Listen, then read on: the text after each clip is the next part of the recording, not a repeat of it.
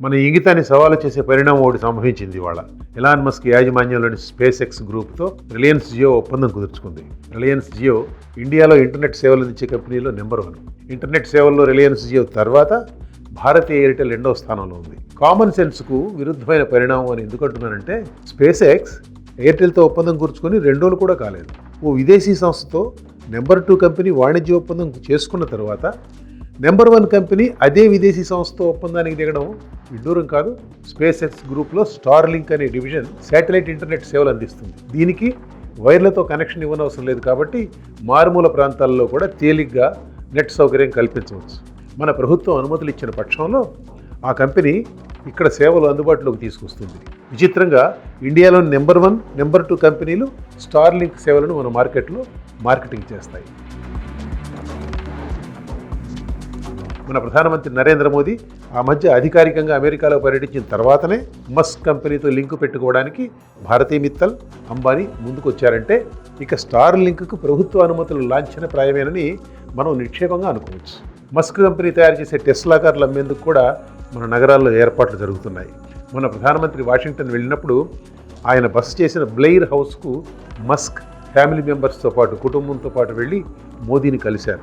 Trump 2వ term president అయిన తర్వాత DOGE Department of Government Efficiency పేరుతో మస్క్ ఎలా చెలరేగిపోతున్నది మీకు తెలుసు. 4 రోజుల క్రితం వైట్ హౌస్లో ట్రంప్ సమక్షంలో జరిగిన ఒక సమావేశంలో మస్క్ అమెరికా విదేశాంగ మంత్రి మార్కో రూబియోను పట్టుకుని నానా మాటలు అన్నాడట. దానితో రూబియో ఒక్కసారిగా బద్దలై మస్క్ను చెడమడ దులిపేశాడట. ట్రంప్ ప్రెసిడెంట్ జోక్యం చేసుకుని సంధి కుదిర్చాడట. న్యూయార్క్ టైమ్స్ పత్రిక ఈ ఎక్స్క్లూజివ్ రిపోర్ట్ పబ్లిష్ చేసింది. ట్రంప్ ఏలుబడిలో ఆయన దత్తపుత్రుడి లెవెల్లో మస్క్ ఎంత అధికారం చెలాయిస్తున్నది మీకు అర్థమయ్యేందుకు ఈ విషయం చెప్పాను. డోజ్ను నడిపిస్తున్నాడనే కానీ మస్క్కి ఎలాంటి చట్టబద్ధమైన హోదా లేదు అమెరికా ప్రభుత్వంలో.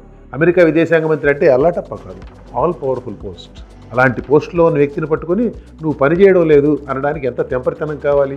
ఎలాన్ మస్క్ను అర్థం చేసుకోవడానికి ఇది పనికొస్తుంది మనకు.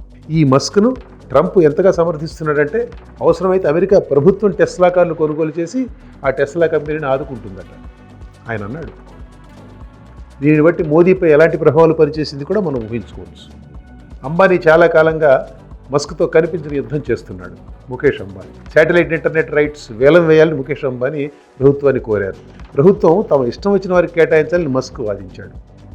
ఆశ్చర్యకరంగా మోదీ ప్రభుత్వం అంబానీని కాదని మస్క్ కోరినట్టే చేయడానికి అంగీకరించింది. ఇది ఇండియాలో మస్క్ తొలి విజయం.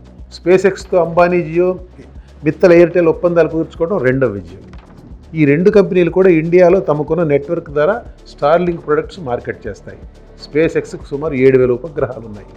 కాన్స్టలేషన్ అంటారు. ఈ కాన్స్టలేషన్లో ఉన్న ఉపగ్రహాలు లో ఎర్త్ ఆర్బిట్ శాటిలైట్స్, అంటే భూమికి దగ్గరగా ఉండే కక్షలో పరిభ్రమిస్తాయి. వీటి ద్వారా భూమి మీదకి ఇంటర్నెట్ సదుపాయం అందుతుంది. ఈ శాటిలైట్స్ను 40,000కు పెంచాలని ఆ కాన్స్టలేషన్లో మస్క్ ఆలోచనట. ప్రస్తుతం ప్రపంచవ్యాప్తంగా స్టార్లింక్ యూజర్స్ దాదాపు 50 లక్షల మంది మాత్రమే ఉన్నారు.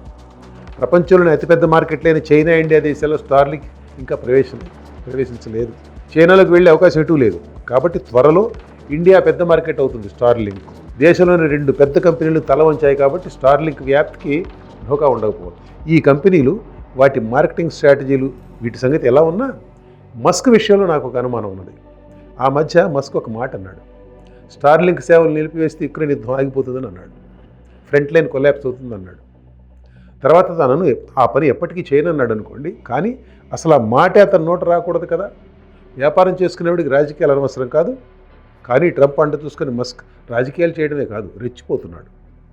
అలాంటి వాడి కంపెనీ ఇచ్చే ఇంటర్నెట్ సేవలను మనం ఏ మేరకు నమ్మవచ్చు?